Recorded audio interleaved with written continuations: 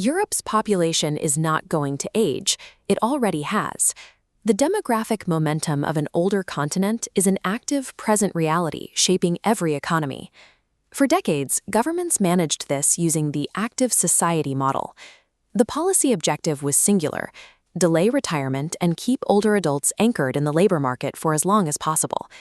That approach proved too narrow. The World Health Organization introduced a broader framework known as active aging. This policy prioritizes physical health, financial security, and ongoing civic participation over continuous wage labor. To execute this mandate, states rely heavily on the formal voluntary sector. Civil society organizations are now tasked with absorbing millions of older adults and keeping them engaged in their communities.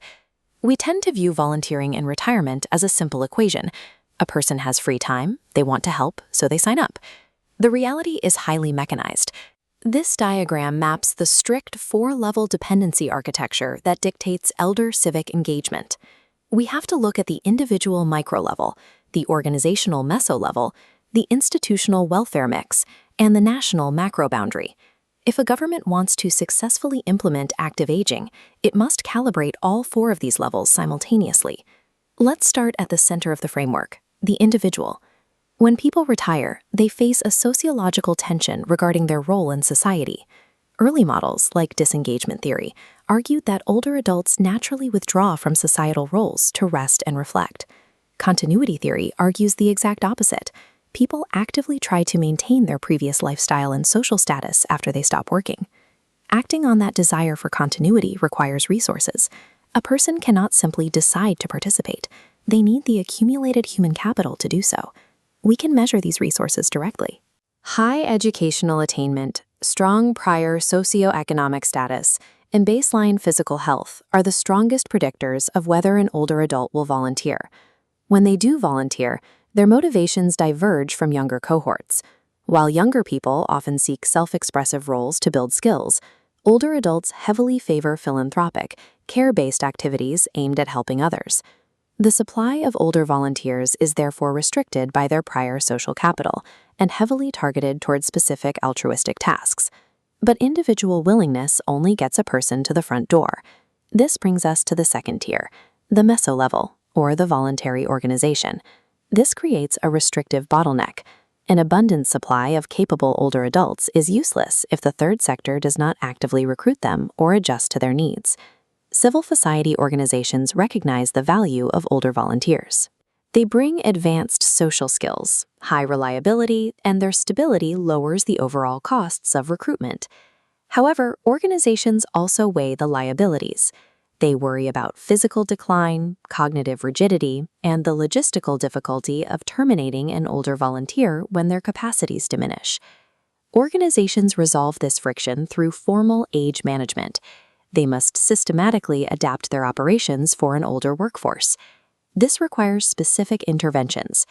Organizations have to clearly define roles to prevent overexertion, implement highly flexible schedules, and prioritize continuous training over mere recruitment. Without deliberate age management at the organizational level, the demographic potential of active aging remains entirely bottlenecked. The voluntary sector does not operate in a vacuum. The third tier of our architecture is the welfare mix, the network connecting the state, the market, and the family. Or if the state provides comprehensive care, there will be no time or need left for civic volunteering. The data shows the exact opposite. As this chart reforms into a multiplier model, it illustrates the trampoline effect. Extended labor market participation actually correlates with higher rates of volunteering, not lower. The mechanics explain why.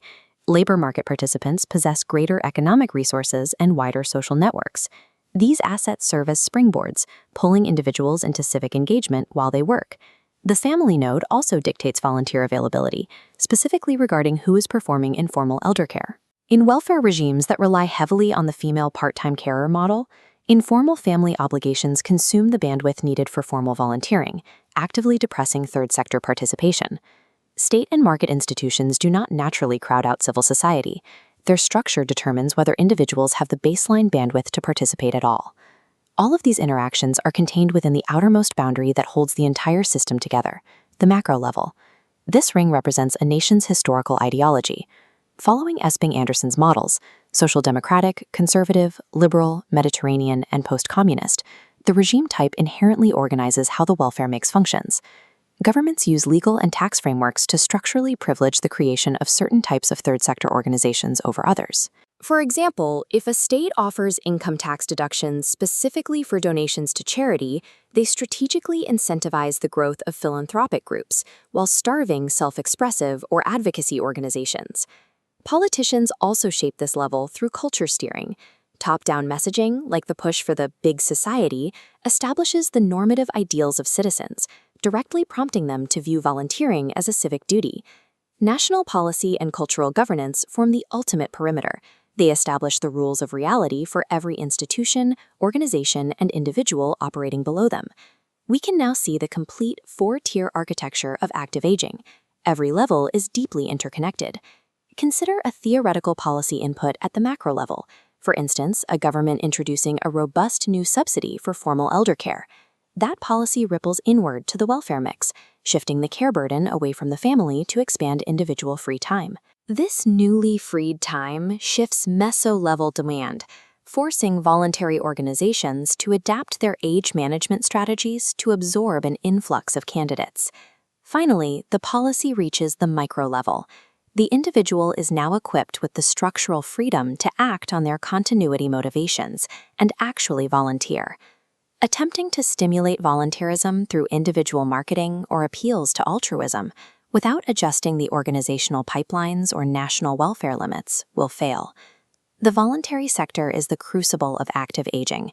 Its success relies entirely on the precise mechanical